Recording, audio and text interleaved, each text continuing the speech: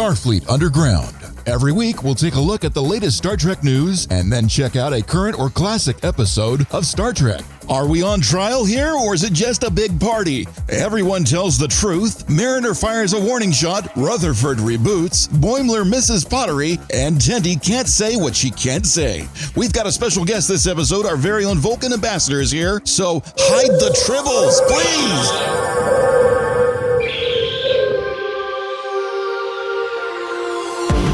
Okay, thank you, EMH. Make sure you take care of him. And hopefully make this long as he's better by next week. Good morning, good afternoon, and good day. Thank you for joining us here at Starfleet Underground. My name, of course, if you don't know by now, is Captain Nathan Adams, and we're here on the crew. We have a special guest today. She actually made it. Her shuttle docked with us not too long ago.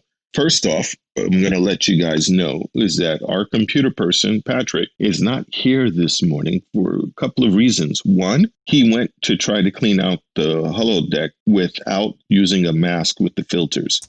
That was not good. Oh. And he tried to say that he was all right, and then he went to turn the EPS conduits, and that did him in.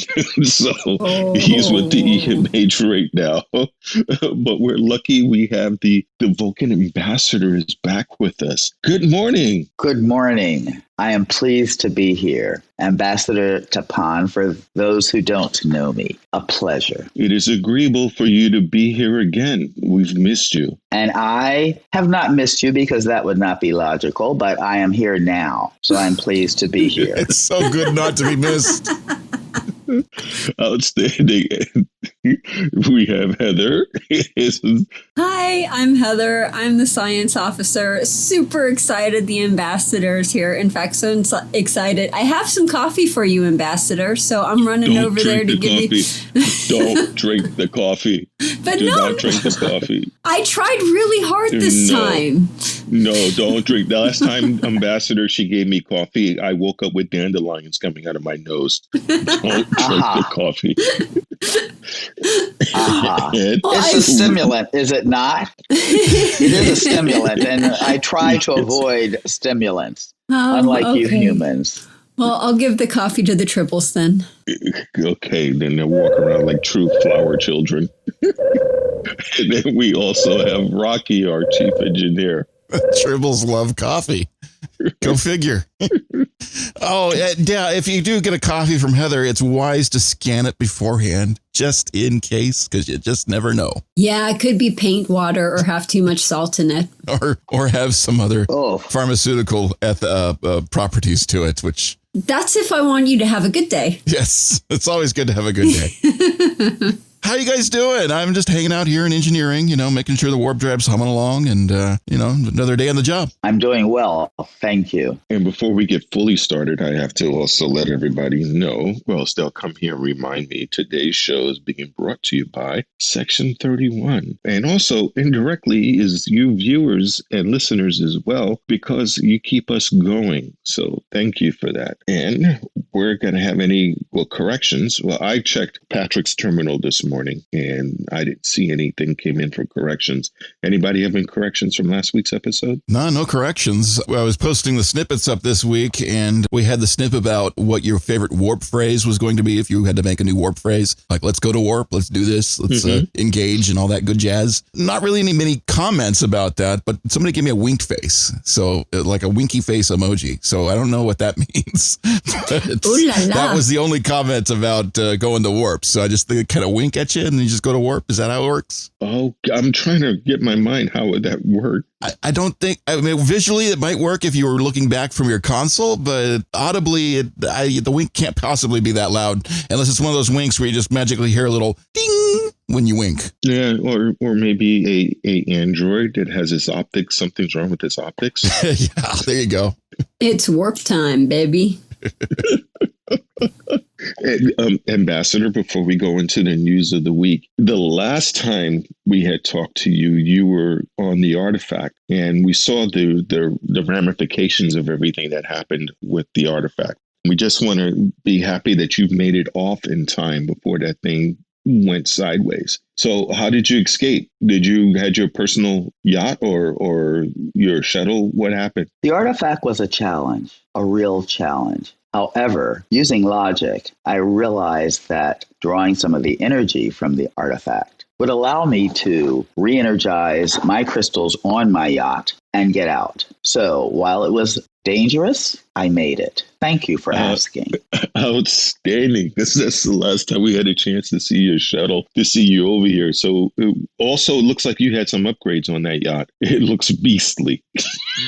So I saw it when it was docking.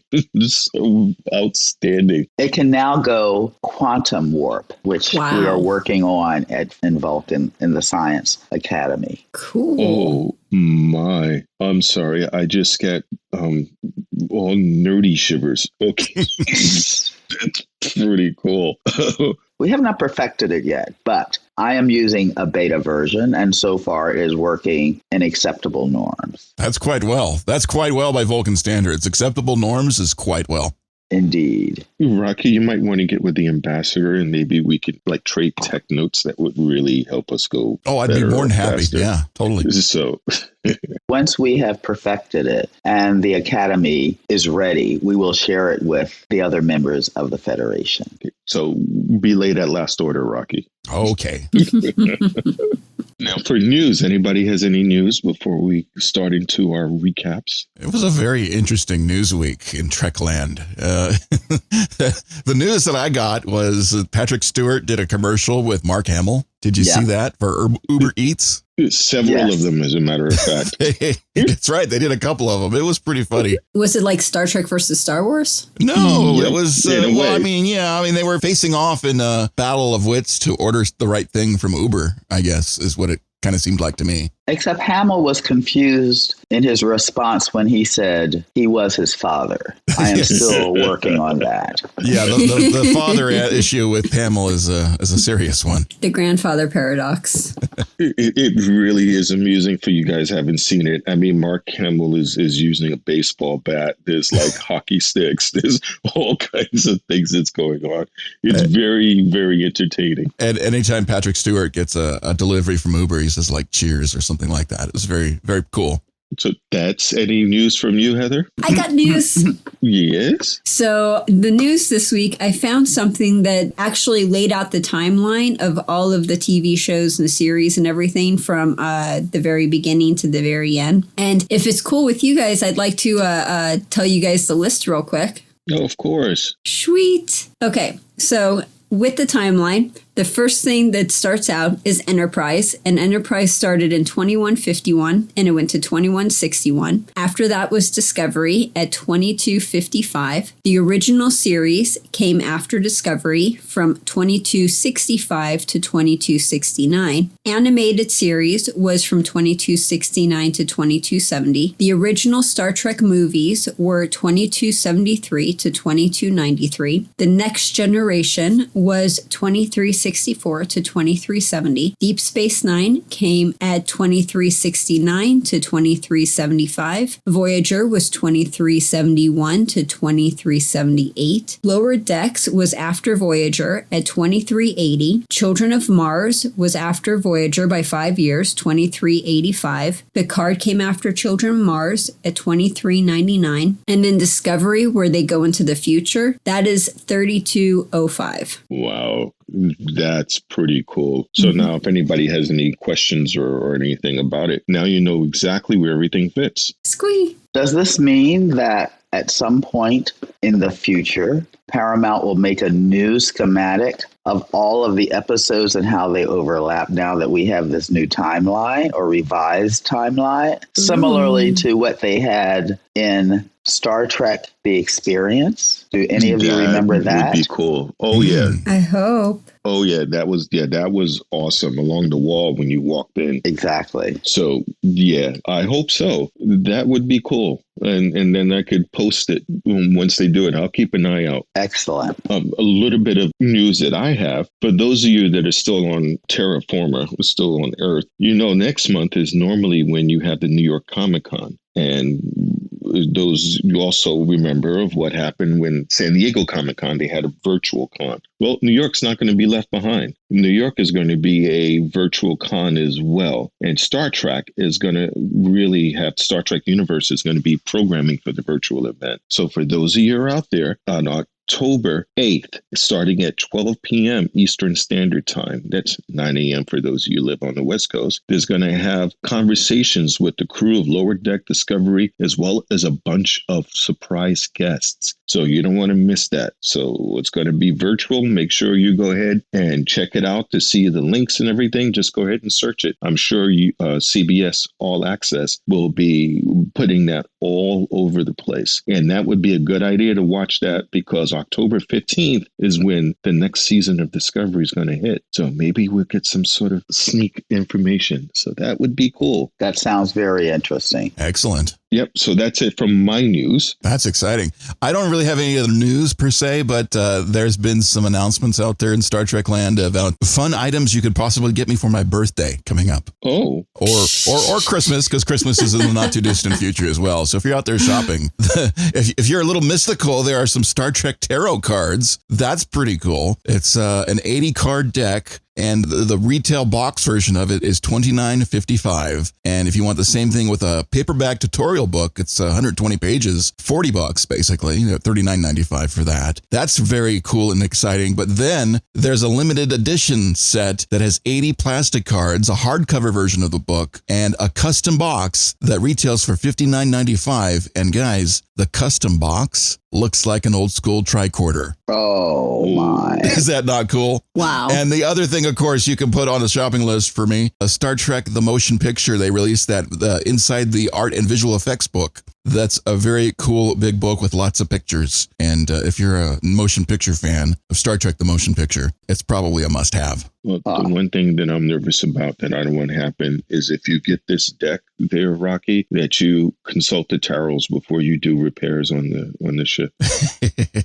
As long as there's no red cards. Oh, wait, that one looks red. Okay. Well, I'll be very careful. Rocky, I already got you your birthday present. It's a cake. I cooked you a cake. Aren't you excited? I love cake. Cake is awesome. And I tried all sorts of stuff with this, so it's going to be a fun one. Has it got sprinkles on it? I like sprinkles on the cake. Yes, there are definitely sprinkles on it. Oh, cool. Yep. There's also some hairballs because the Tribbles wanted to help, but... Yeah. I couldn't say no to the Tribbles. Well, you Tribbles like to help. I understand. Yeah. And the sprinkles came from her holding the Tribble above the cake and shaking it violently. So I did see that. Don't shake the Tribble.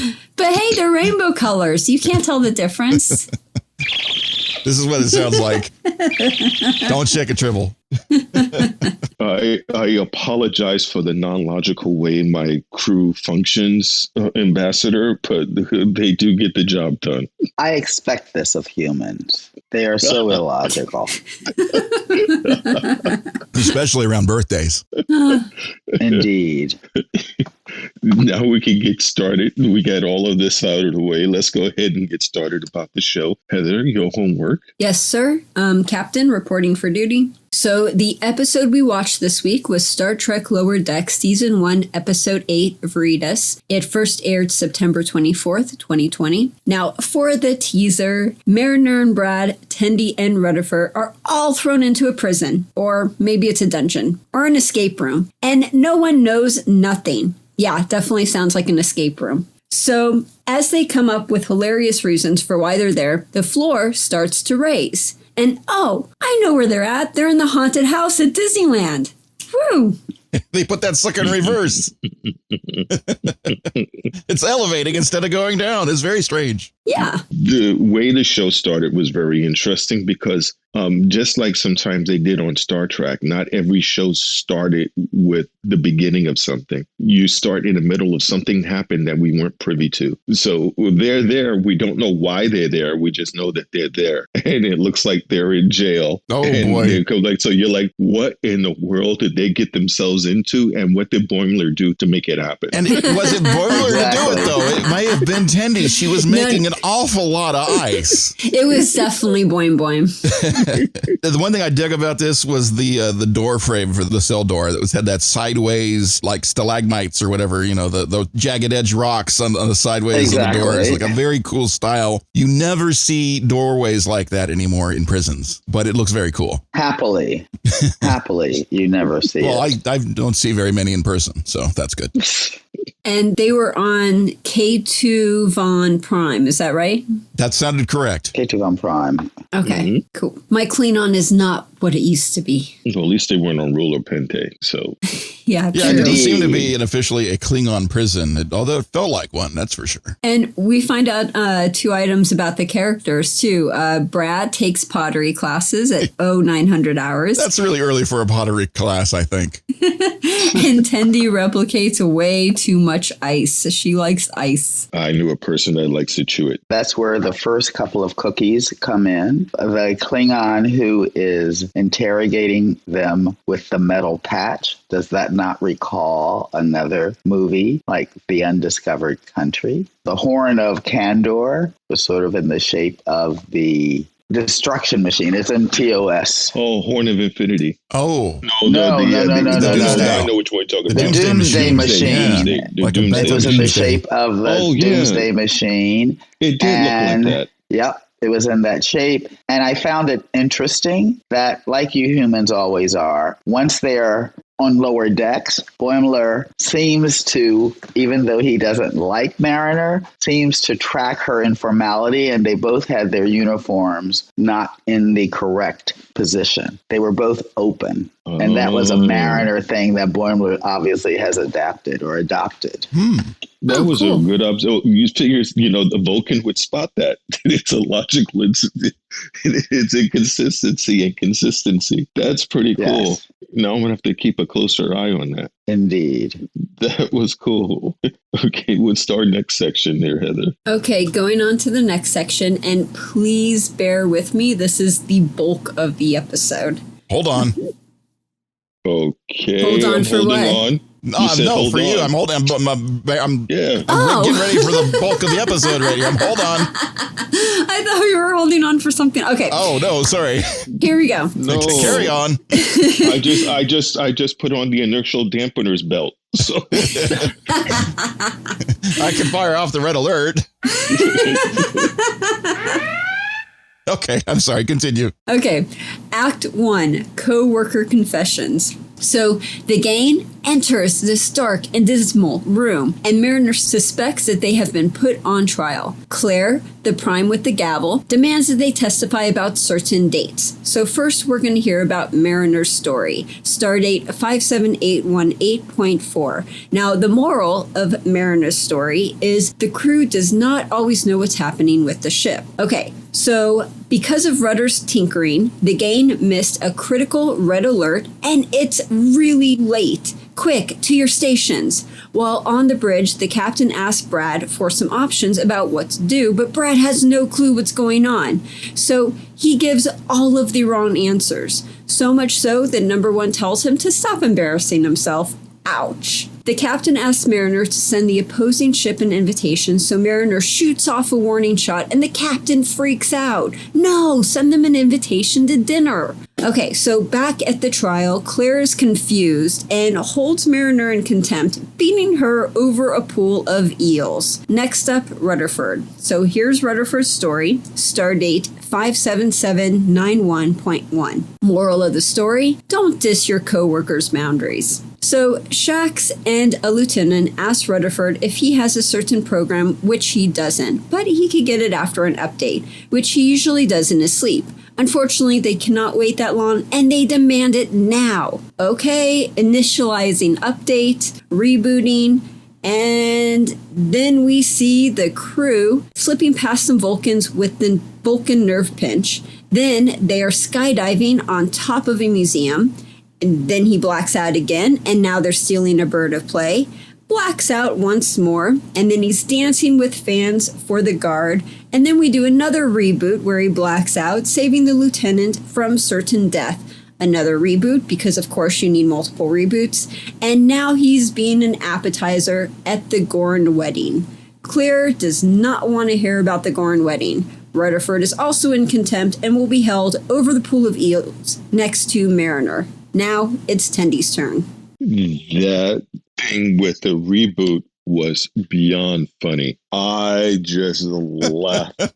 Anybody who's had to fight a computer rebooting, then you don't want it to reboot, can feel what Rutherford's feeling. Well, I sort of like feel him because, for example, if you do a driver update on your video card, back in the old days, you have to reboot like 4 or 5 times. So annoying. Super annoying. Yeah. And I noticed a couple of things, if you would mind my intervening. Oh, go for it. First, there is, and I'm not doing them in order, but Rutherford actually rebooted and blacked out 6 times. Is there relevance to that number? 2, the fan dance that he tried to do really is that sort of is a recall back to the pilot of Star Trek when Pike is being enticed by the green woman, her species, I can't remember, doing a fan dance. No, a green. Yeah, Orion. Know. Orion. The Orion woman. Yeah. That's pretty cool. Are you sure? I think she was. Orions are generally blue or white. Oh, so it wasn't. No, Orions are greenish and Andorians are blue. But who are the sexy people that you find? Orions are typically sexy. And then, of course, you've got, in motion picture, you've got Ilea, which was she Delton? Yes, she was Delton. She was ultra sexy to people. Yeah. Because she had to take that vow of celibacy. Yeah. In any case, I found that interesting that they threw in the fan dance. It wasn't very sexy in that dance. No, he couldn't do it. No. And I like the guy that's like, what is it? What does he say? Now I'm misdirected. It's like, don't attract attention. And he's like, hey, you're attracting my attention. And then he's like, well, distract him. Hey, you're distracting me. It's just like so stupid. It was funny. Oh, it was awesome. And then when Rutherford was running into the invisible walls on the Romulan ship. Oh, not there. Oh, not there. Yeah, whoops. Exactly. Can't see. And the cloaked ship. Yes. And anytime he rebooted, it was like, oh no, he's going to get into something else. And then he's at the Gorn Wedding, and then he reboots. And then he's still being attacked by Gorn at the Gorn Wedding. Because they're like, oh no, the one time he needs to go to somewhere else. Oh, right. It's just like a computer system. It always seems to reboot at the most inopportune time where the updates hit. It's like, no, not now. I didn't save. I love it when it finished rebooting. It goes, welcome back, in big bright blue letters. It's just kind of funny. Of course, the thing that for me as a sci-fi nerd, Kurtwood Smith is the voice of Clar. And of course, you remember him as Clarence in RoboCop, as well as the guy in the 70s show, Red. Right. Remember Red in the 70s show. Great actor, and he's hilarious in this voicing of Clar. But every time Rutherford rebooted, it was like it cuts to the RoboCop screen, the words popping up on his visual cortex or whatever. Yeah, it was just that triggered me as a RoboCop fan. Did you know that Kurtwood Smith was also the president of the United Federation of Planets in Star Trek VI Undiscovered Country? Yes, he was. And he was also in, what was the other series? Was it Voyager was he in? Was he in Voyager? Or was it, there was an episode where he was in one of the episodes as a guest star with time travel, I believe. I think that was Voyager. He is a really solid actor. So it's always a pleasure to see him on the screen. Someone who's got the chops to handle comedy as well as a serious role. Drama. Yeah, so it was excellent. Yeah. How did you like when they were all talking about who was the most badass in Starfleet? I love that. They came across with Khan. Yeah. Exactly. Do you guys know who Roga Danar is? He was mighty good looking. He was the guy in Next Generation that they bred to be like a super soldier or something. Yes, that's the one. And he outsmarted Picard. Yeah, he outsmarted everybody. He was wicked smart. He was wicked smart at doing stuff. Now that was he had hair. Well, yeah, most people do. But I mean, that just like automatically one-ups Picard. That's just hilarious you mentioned that. Did you guys know that was the Next Generation Season 3, The Hunted? That he was in there? The Hunted. Yeah, it was a good one. That was a fun episode because it kind of started out different than what you expect. Exactly. It was really true. cool. Yeah. Yeah. I took somewhat offense during Rutherford when he comes back, he regains consciousness, and they just say, well, you did the pinch on Spock and Spock, as if we are not differentiated among Vulcans. I just wanted to put that out. Oh, good point. Yeah, that was slightly rude. That was slightly racist. Yeah. Good point. Shame on those guys. Do the shame bell. Remember Game of Thrones? Shame, shame. The woman with the bell. That's what we need. Yeah. Now, did you guys notice when the crewman was outside of the ship and he was dying of oxygen and he said, Tasha, no, the garbage bag is right behind you. Yes. That went by so quickly on the first time I saw it, but on the second one, because of the subtitles, I was watching it. And yeah, it was like, oh my God, they just referenced Tasha Yar. That was so funny. Not even that. They referenced the part where she dies. I was like, oh my God. Yeah, exactly. So garbage bag behind you. Like, oh, because they're referencing the quality effects of the effects work of the Next Generation show. Oh, man. Yeah, that was funny. Yeah. I love they can poke at themselves. You know, the Star Trek can poke at itself with Lower Decks. It's quite fun. Speaking of which, another thing too is Claire's ship was called Clicket, and it reminded me of Clipit, which is, you know, what Badgie was based off of, was Clipit from Microsoft. So I was thinking, oh my God, Clipit has a ship and its name is Twerk. So Clipit must really love twerking, or, you know, I wonder if like Badgie and Clipit get together and twerk. If you twerk too hard, you turn into a spaceship is what happens. Twerking Badgie, twerking Clipit. That's funny. I admit to looking this up, but Kurtwood Smith was in Deep Space Nine, which I don't remember that, so I'm going to have to rewatch Deep Space Nine again, in the episode Things Past. And he was also Anorax in Voyager on Year of Hell Part 2. He played Anorax. Oh, so aware of he's one of those guys that, of course, in Star Trek, you can recycle actors just because you put them in a different set of makeup and they look completely like different characters. So it's very cool. Cool. And he's such a good actor. He's in so many things. You watch him and stuff. It's so fun to watch him in things. Awesome. Yeah, he becomes a game we used to play called That Guy. You see somebody, you go, oh, wait, working actor. Yeah, it's that guy. It's that guy. What's his name? He was in this one. Oh, he was in that one. Yeah. He was in the thing where the snake threw up the car, and you know that guy. So the one thing that I thought was kind of really funny is that when the captain was telling a mariner, send him a message, and she goes, I got you, and she fires on it. No, I got your message right here. I meant invite him to dinner. She's like, that's not what that means. Yeah. And then when they were like rushing up there, when it's red alert and they're all rushing up there, and Mariner and Brad are in the turbo lift, and Mariner's trying to convince Brad, hey, faking is a good thing. And they're like buttoning up their shirts and they're in the turbo lift. Oh, I was laughing so freaking hard about all of the references. Fake it till you make it, huh? Yeah. And he says, how do you fake it on the bridge? It's How do you easy. fake it on the bridge?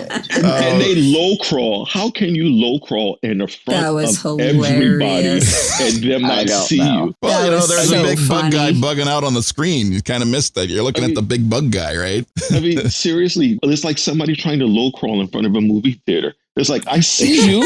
Yeah, hello. You're right over there. It's like the obvious guy. You're obvious over there. You're distracting me.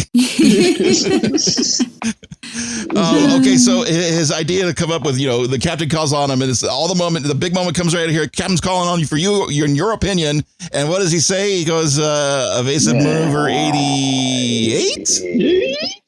And they're like, are you kidding me? No, it wasn't even that. Tiana's like, are you fucking serious? Yeah, right. It's like, that's an appropriate response. And then he comes up with, okay, let's impulse the crazy Ivan. And they're like, dude, come on. Now they're referencing the Hunt for Red October, of course. Right, exactly. You're embarrassing yourself. Yeah, exactly. And then another quote that I really like too is right before Rutherford goes into his first blackout, Sax is like, we don't want you to get that, flesh-eating bacteria on your pee. Yes. And then it exits out. And then they're like, right through your underwear. yeah, only right through your underwear. Denobulan flesh-eating bacteria. I've seen it happen. You don't want to mess with that. It's a terrible way to die. It's not a good way to go. Yeah. I can't believe they put that in there. Not a good thing. One of the people I went on the away team, he wound up getting it. And the last thing he screamed was like, why does it have to attack there?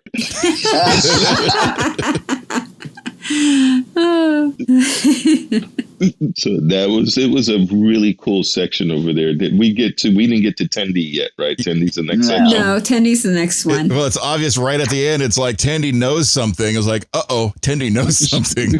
But then you have the whole senior crew suspended in a teleport beam light or something, where everyone's like, oh my God, what they're going to do?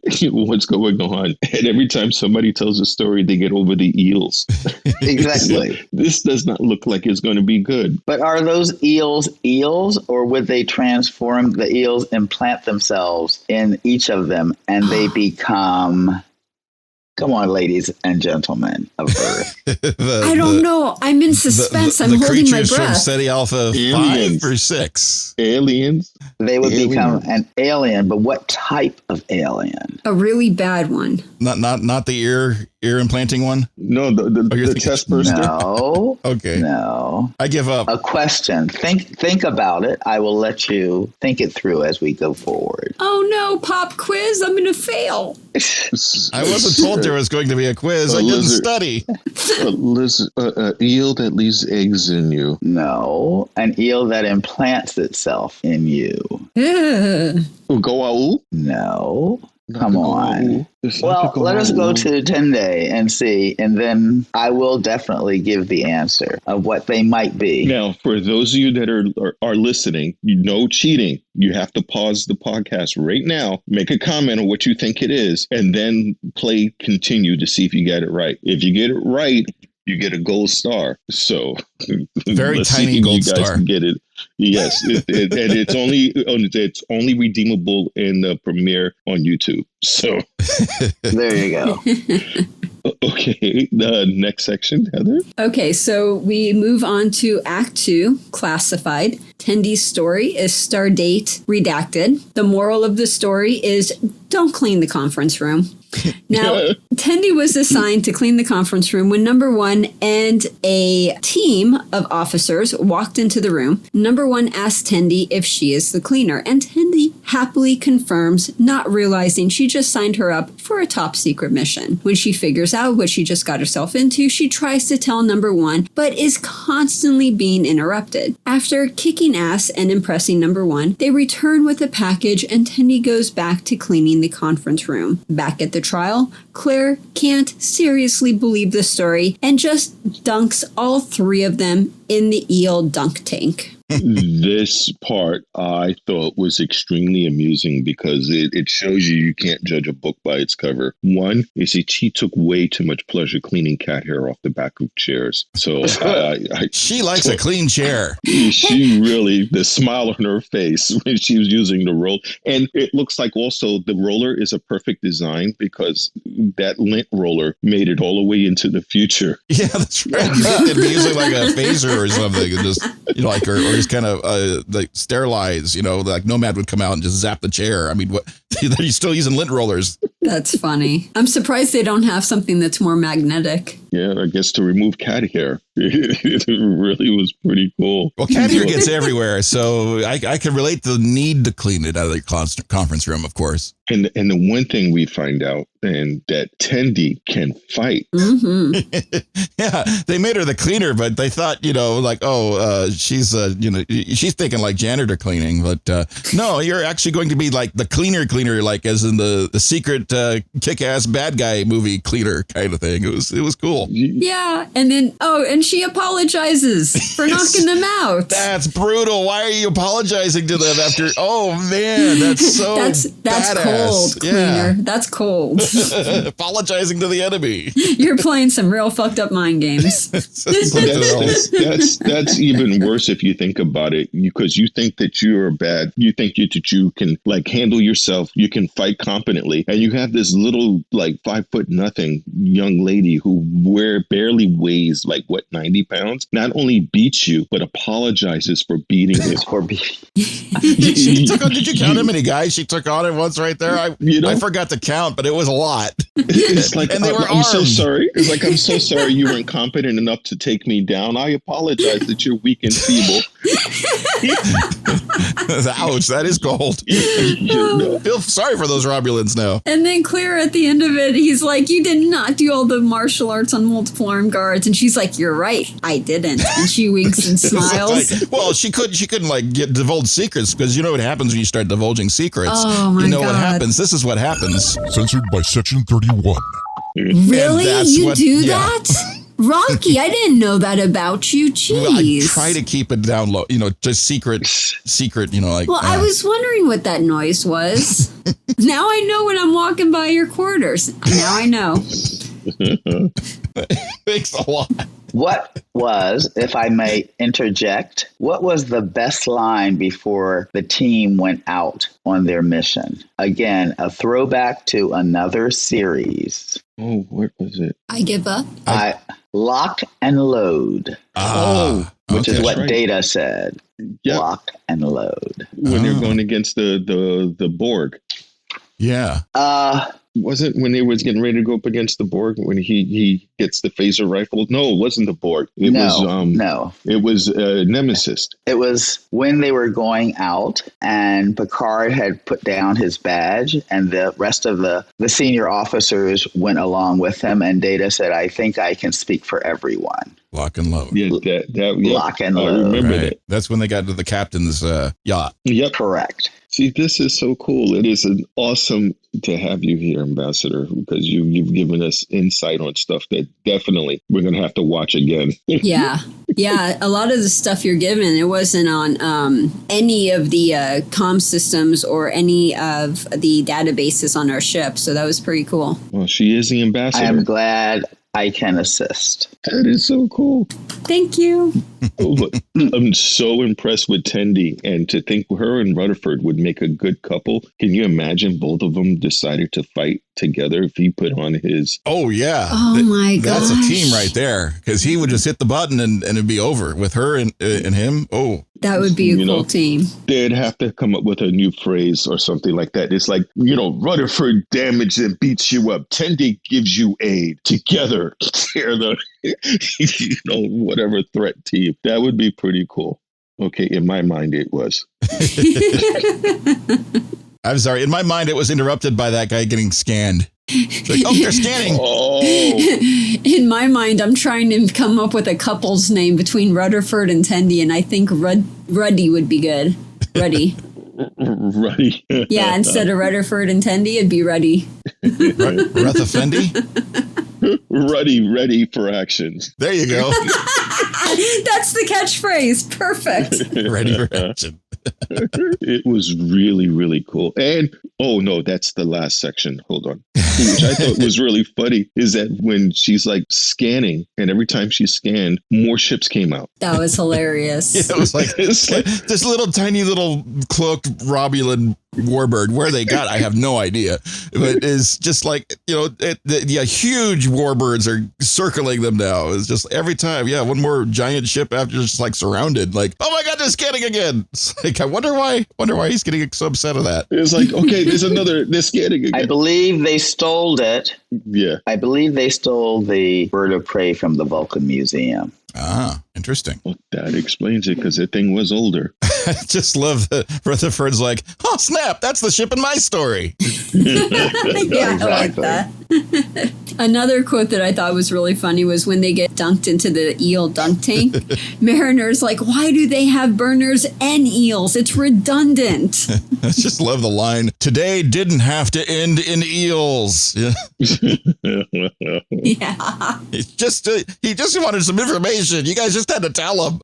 Just tell him what he wants to hear. Now you're swimming with the eels. Maybe the eels were looking for bodies to become Dax. Oh, I was just going to say, you're not going to make a Trill reference. That's what you were talking about. Oh. Indeed. Oh, okay. Wow. And I got it. I missed that. I just got that because you said that. God. Okay.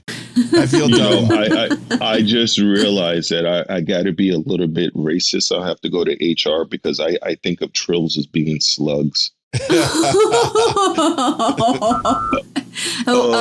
not good. HR is calling for you, Captain. Yeah, I need to visit them this time about me and not you guys. Wow, thank you for that tip. Anybody who got it right, you post it, you get the gold star next to your name. So there's that.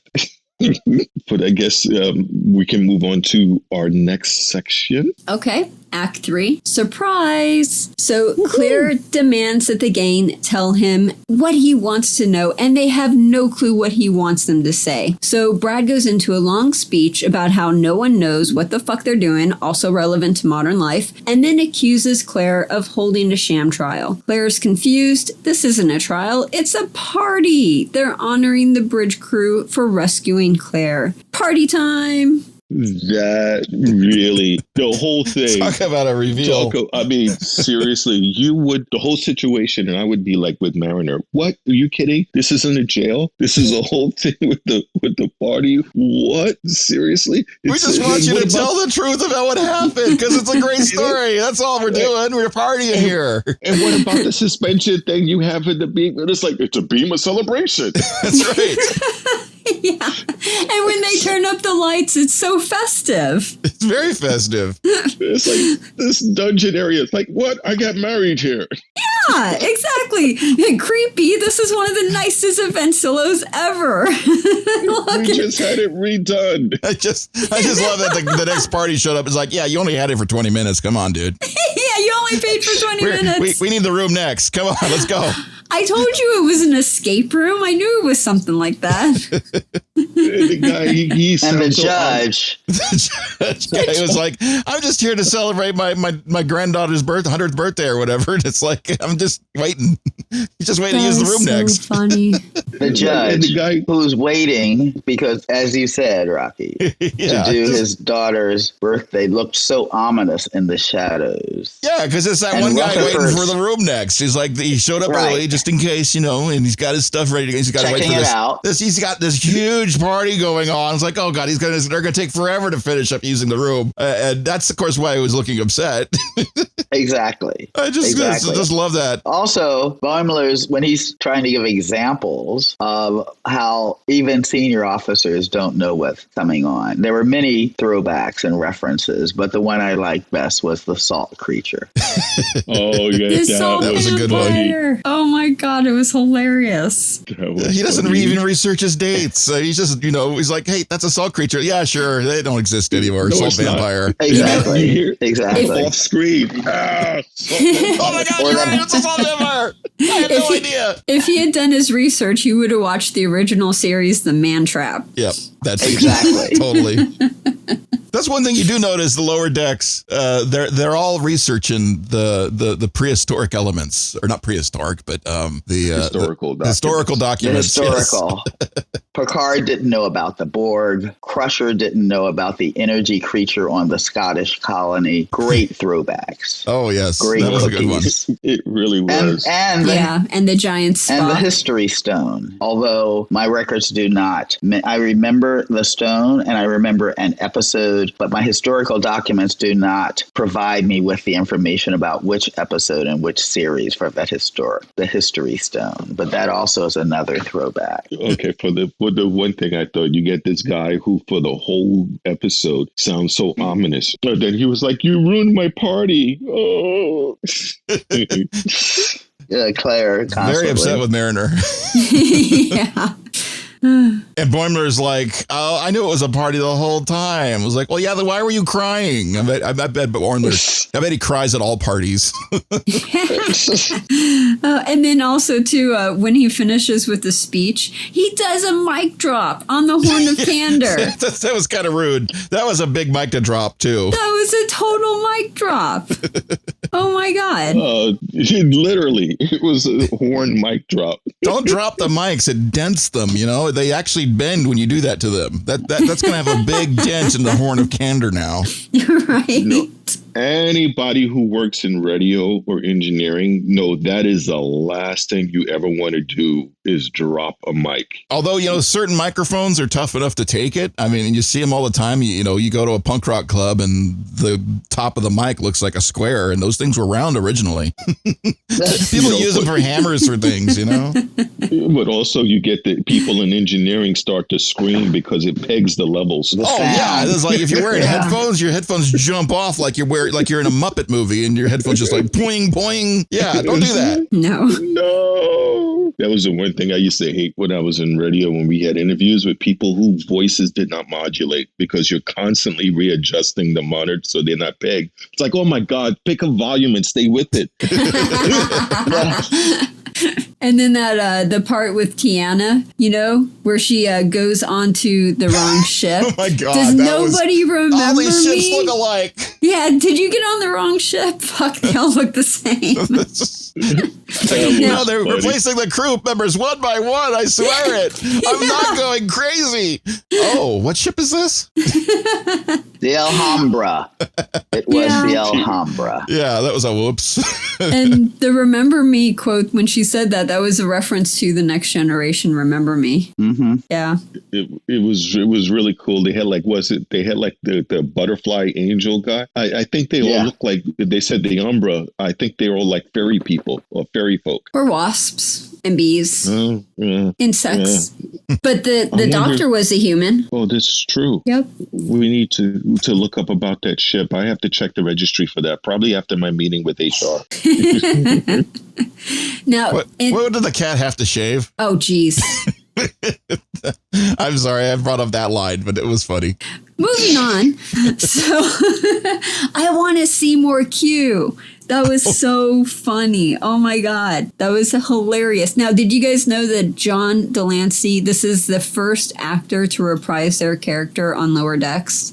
What better one to be the one to reprise his character? That's awesome. Yeah, that's a good one to start off with. Everyone's like, where is Q? We want to see Q. And it's Lower Decks that brings him on. It was like, we've been wanting to see Q for a while now. Yeah. And then he beams everyone, or he transfers everyone to that big old like game, and it's chess, hockey, sticks, soccer balls, the football stadium, playing cards. Yeah, he's like, okay, play my game. It's like, play the game. You want to play? What game are we playing? Was it singing? It was like, it's puzzle time. It was just so silly. Yeah. But perfect for a Q incursion.